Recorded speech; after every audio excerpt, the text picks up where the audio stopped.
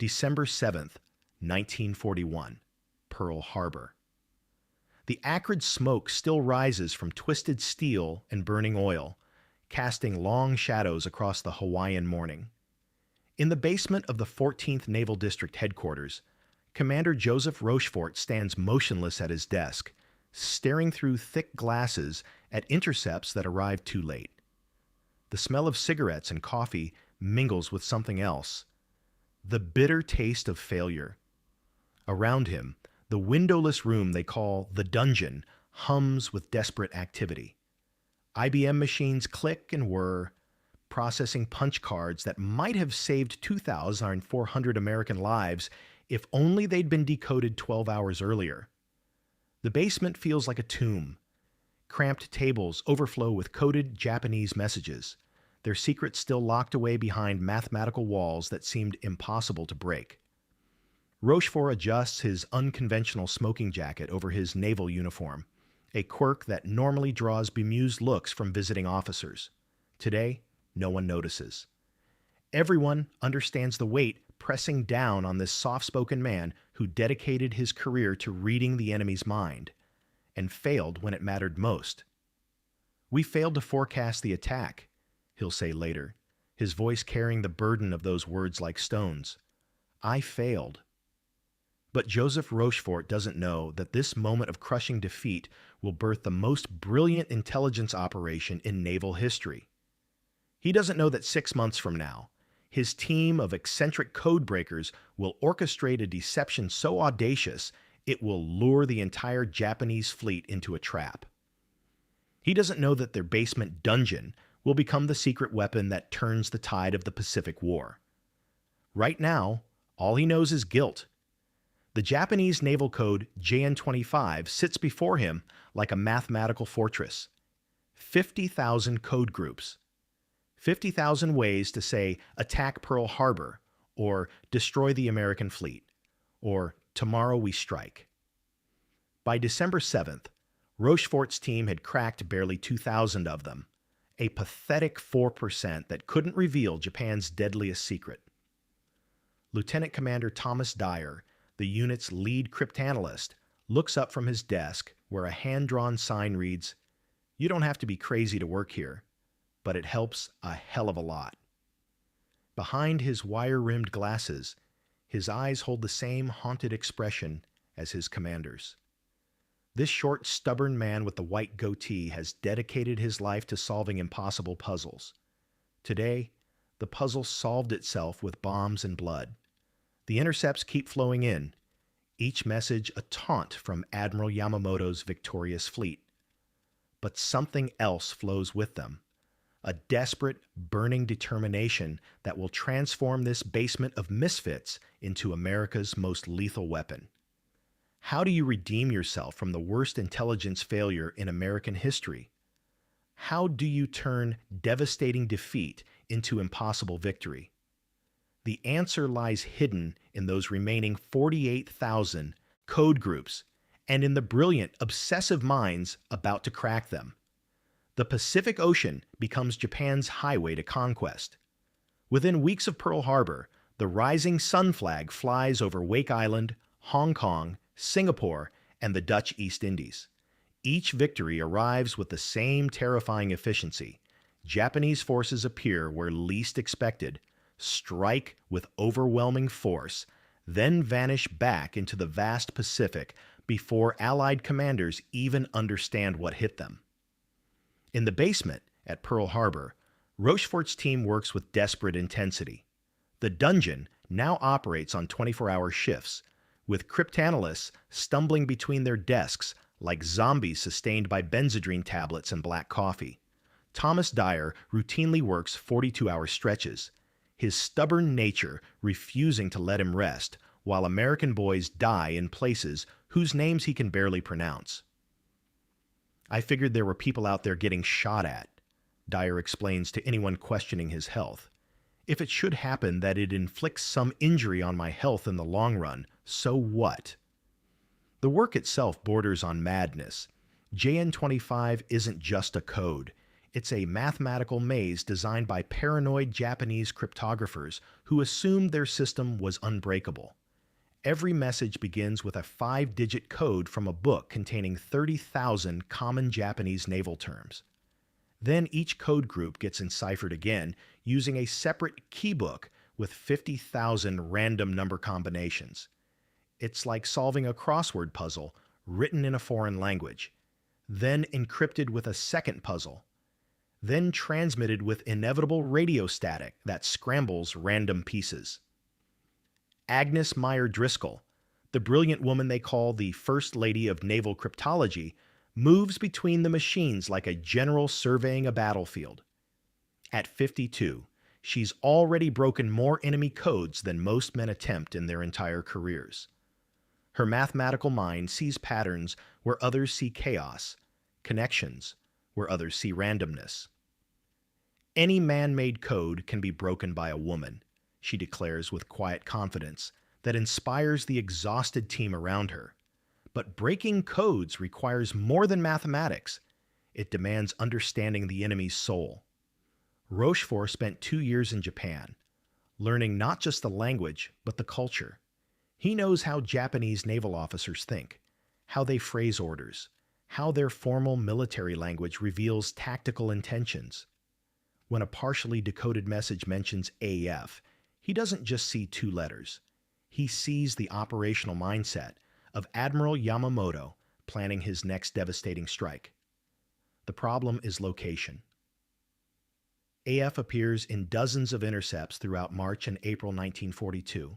Intelligence estimates suggest it's the target for Japan's next major offensive, but AF could be anywhere in the vast Pacific. Australia? Hawaii itself? The Aleutian Islands? Without knowing where Yamamoto plans to strike, the Americans remain blind, exactly as they were before Pearl Harbor. Washington doesn't trust Rochefort's hunches.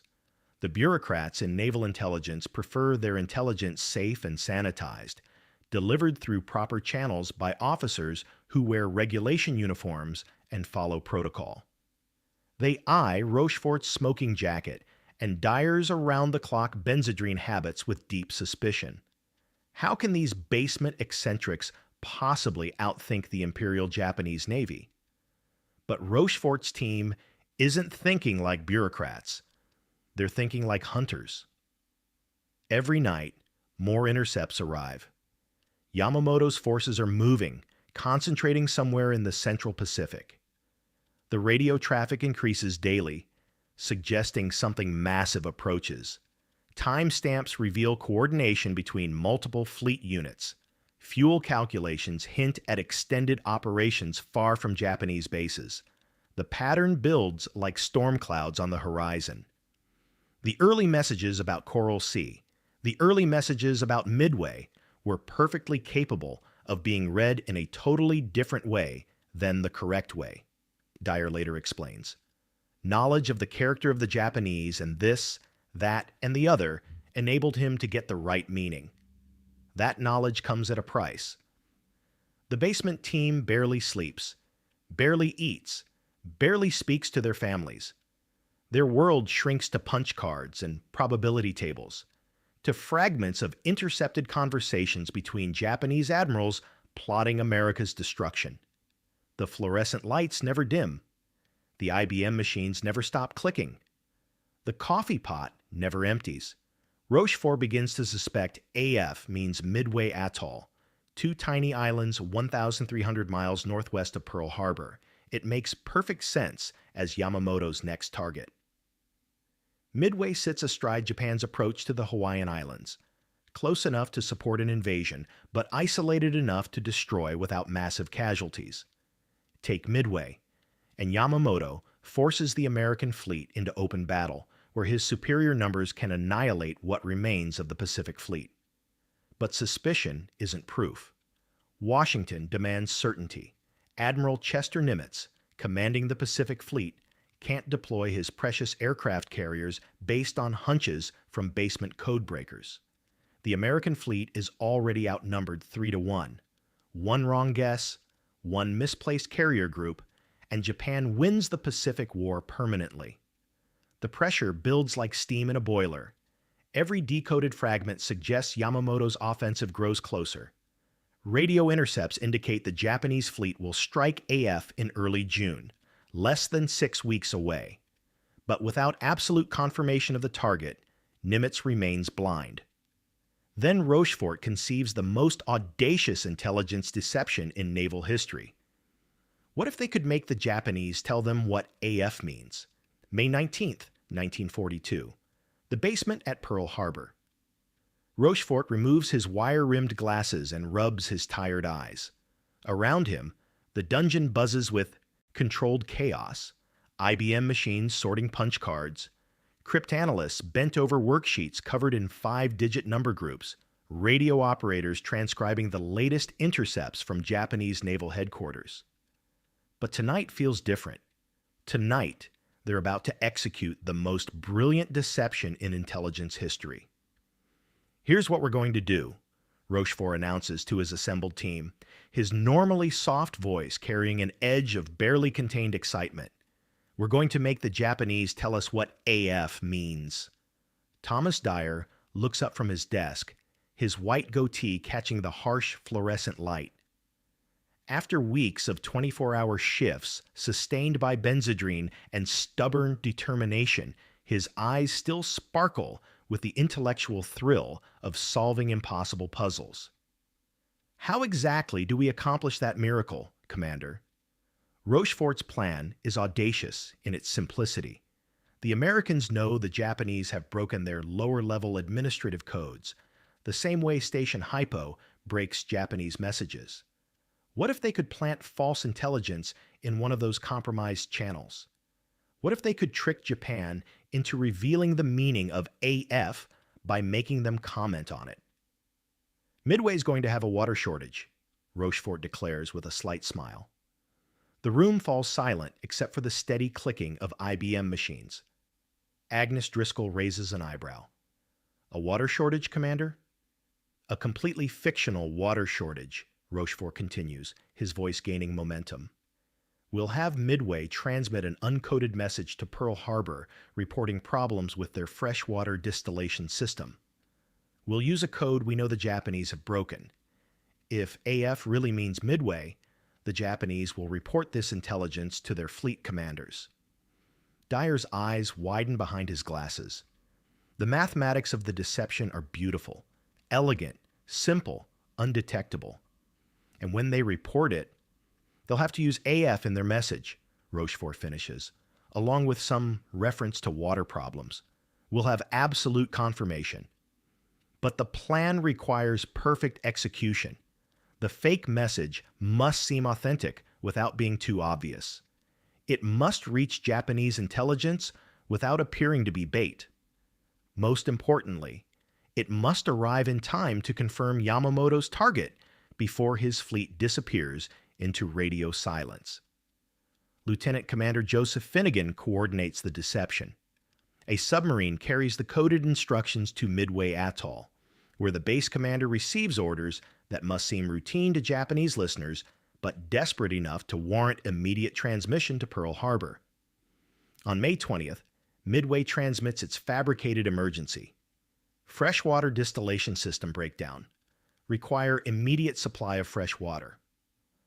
The message goes out on a frequency the Americans know Japanese radio operators monitor. To any eavesdropper, it sounds like standard military logistics, the kind of mundane communication that fills the airways between Pacific bases. Nothing suggests the desperate intelligence operation behind those simple words. Now comes the waiting. In the basement, Rochefort's team maintains their normal routine while listening for Japanese responses. The IBM machines continue clicking through intercepted messages. Cryptanalysts bend over their worksheets, decoding fragments of Japanese naval communications. The coffee pot percolates endlessly. Everything appears normal except for the electric tension running through every person in the room. Hours pass, then a full day. Dyer begins to worry their deception was too subtle. Perhaps Japanese intelligence dismissed the water shortage as unimportant. Perhaps they've grown suspicious of American communications. Perhaps AF doesn't mean Midway after all, and Rochefort's hunch will prove as catastrophically wrong as their Pearl Harbor predictions. Then, on May 22nd, the miracle arrives. Radio operators intercept a Japanese message transmitted from naval headquarters to fleet commanders throughout the Pacific. The encoded text flows across the basement's monitoring stations like any other enemy communication, but this one carries the proof Rochefort desperately needs. The decoding process takes hours. 5-digit code groups must be matched against captured Japanese codebooks. Then the resulting text must be deciphered using the secondary encryption key. Each step offers opportunities for error, misinterpretation, or incomplete recovery. But as the message takes shape, the basement erupts in barely contained excitement. AF is short of water. 4 words that change everything. The Japanese have taken the bait completely. Their intelligence services dutifully reported Midway's water shortage to fleet commanders, using the same AF designation that appears in Yamamoto's operational plans. The confirmation is absolute. AF means Midway Atoll. Dyer later describes the moment of breakthrough as emotional ecstasy. The exhilaration was almost in sexual terms, he recalls. Physiologically, it's not the same, but the emotional feeling is pretty much the same. Breaking the code feels like opening an impenetrable door, like solving a puzzle that encompasses the entire Pacific War. But euphoria quickly transforms into urgent action. With AF confirmed as Midway, every subsequent Japanese message becomes a piece of Yamamoto's battle plan. The basement team works with renewed intensity, decoding fleet movements, ship assignments, timing estimates, and tactical objectives. The picture emerges piece by piece, the largest naval operation in Japanese history, designed to annihilate what remains of the American Pacific Fleet. Yamamoto plans to attack Midway on June 4th, with 4 aircraft carriers supported by battleships, cruisers, and destroyers. The diversionary assault on the Aleutian Islands will draw American attention north, while the Izumo main force approaches Midway from the west. Once the atoll falls, Yamamoto expects Admiral Nimitz to rush his carriers into a desperate rescue attempt, where the waiting Japanese fleet will destroy them in decisive battle. It's a brilliant plan that should guarantee Japanese victory. Except now the Americans know every detail. Rochefort personally briefs Admiral Nimitz on the intelligence breakthrough. The Pacific Fleet commander listens with growing amazement as his basement cryptographers outline enemy intentions with mathematical precision. Ship positions, attack timing, force composition, tactical objectives. It's as if Yamamoto himself walked into Nimitz's office and handed over his battle plans. "How confident are you in this intelligence?" Nimitz asks. Rochefort doesn't hesitate. "Absolutely confident, Admiral. They're coming to Midway on June 4th. The decision transforms from intelligence gathering to strategic deployment. Instead of responding to Japanese attacks, Nimitz can position his forces for ambush. Instead of fighting blind, American pilots will know exactly where to find enemy carriers. Instead of desperately defending scattered positions, the Pacific Fleet can concentrate overwhelming force at the point of Japanese attack. The water shortage deception becomes the fulcrum that tips the entire Pacific War. But success depends on maintaining absolute secrecy. If the Japanese discover their codes have been broken, they'll change their entire communication system overnight. Yamamoto will modify his battle plans. The element of surprise will shift back to Japan. The opportunity for decisive victory will evaporate like morning fog over Pearl Harbor. In the basement, Rochefort's team continues their normal routine, decoding Japanese messages while pretending they haven't just orchestrated the greatest intelligence coup in naval history. The coffee pot percolates. The IBM machines click steadily. The fluorescent lights cast their harsh shadows across worksheets covered with enemy secrets. Everything appears normal. except for the quiet satisfaction in Joseph Rochefort's eyes as he adjusts his smoking jacket and prepares to watch Yamamoto's fleet sail into the perfect trap. June 4th, 1942. 6:37 a.m. Pacific Time. Lieutenant Commander Wade McCluskey banks his SBD Dauntless dive bomber through scattered clouds 14,000 feet above the Pacific Ocean. Below him, 4 Japanese aircraft carriers steam in perfect formation: Akagi, Kaga, Soryu, and Hiryu. Their flight decks crowded with fueled aircraft preparing for the second wave against Midway Atoll. McCluskey doesn't know that 1,300 miles southeast, in a windowless basement at Pearl Harbor, Joseph Rochefort sits quietly at his desk, monitoring radio intercepts that will soon announce the most decisive naval victory in American history. The soft-spoken cryptographer, who felt crushing guilt over Pearl Harbor, is about to witness his redemption written in fire and smoke across the Pacific sky. The dive bombers plunge from the sun. In 5 minutes, 3 Japanese carriers will be burning wrecks. By evening, all 4 will rest on the ocean floor, along with 248 aircraft and Japan's most experienced naval pilots. Admiral Yamamoto's decisive battle becomes decisive for America. The victory transforms everything. Japan's advance across the Pacific stops permanently. The myth of Japanese naval invincibility dies in the flames of burning carriers. Most importantly, the balance of power in the Pacific shifts to America for the remainder of the war. But the real victory belongs to the eccentric geniuses in Pearl Harbor's basement.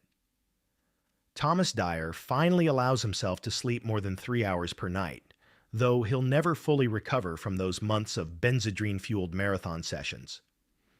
Without any false modesty, he later reflects, in cryptanalysis only, I was number 1. The Battle of Midway proves his boast absolutely correct. Agnes Driscoll continues breaking Japanese codes throughout the war, shattering the careers of enemy cryptographers who assumed their systems were unbreakable. Her mathematical brilliance saves countless American lives and shortens the Pacific War by years. The First Lady of Naval Cryptology proves that genius recognizes no gender boundaries. Joseph Rochefort receives no immediate recognition for orchestrating the intelligence coup that made Midway possible. Bureaucratic rivals in Washington resent his unconventional methods and independent thinking. They deny him the Distinguished Service Medal he clearly earned, forcing him into obscurity while lesser men claim credit for his achievements. Justice arrives decades too late. In 1986, 10 years after Rochefort's death, the Navy finally awards him the Distinguished Service Medal posthumously. Admiral Max Showers, who worked under Rochefort during the war, leads the campaign for recognition. Joe Rochefort and his team did more to win the Pacific War than any other intelligence unit in American history, Showers declares at the ceremony. The legacy extends far beyond World War II.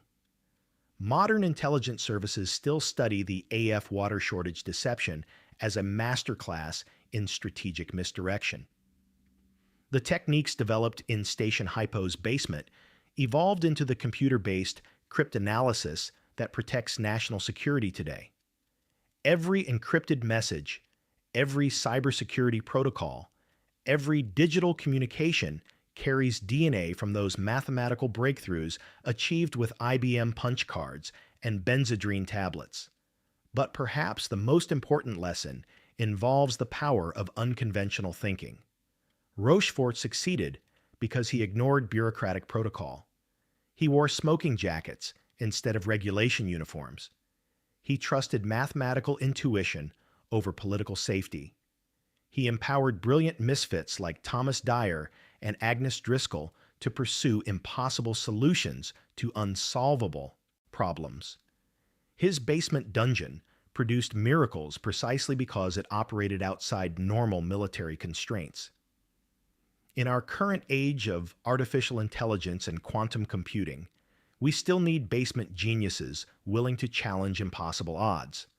We need leaders brave enough to trust unconventional solutions. We need the intellectual courage to believe that any code can be broken, any pattern can be detected, any enemy can be defeated, if we're willing to think differently enough. The burning carriers at Midway remind us that wars are won not just by superior firepower, but by superior intelligence. The cryptographers who cracked JN-25 saved American democracy using nothing more than mathematical brilliance, stubborn determination, and coffee-fueled obsession with impossible puzzles. Their victory echoes through history, a testament to the power of human ingenuity over seemingly insurmountable odds. In a basement at Pearl Harbor, eccentric geniuses change the world, ready to discover more incredible stories of World War II's hidden heroes. Subscribe now and join us as we uncover the secret operations, brilliant minds, and decisive moments that shaped our world. Because history's greatest victories often come from the most unexpected places and the most unconventional heroes.